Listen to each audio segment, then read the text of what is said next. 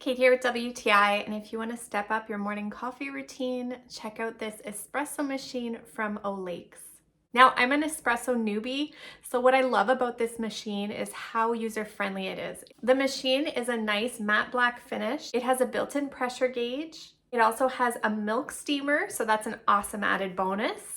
The portafilter comes with two different sizes, so you have a single or a double espresso shot filter. And then of course it comes with the scoop and the tamper. It has only 3 buttons, so you power it on. Anytime you see the lights blinking, that means that it's heating. So when you have a solid light, you know that it's ready for you.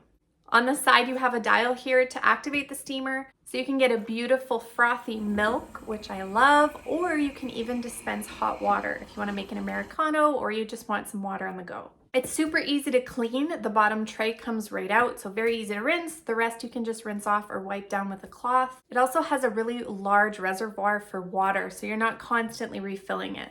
It does come out in 2 spouts, so if you want to have 2 cups, you can, or you can just collect them all in one.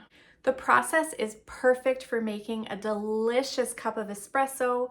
You can see all the different layers here. We like to grind our own coffee beans in a nice fine grind, but this machine just takes it to the next level.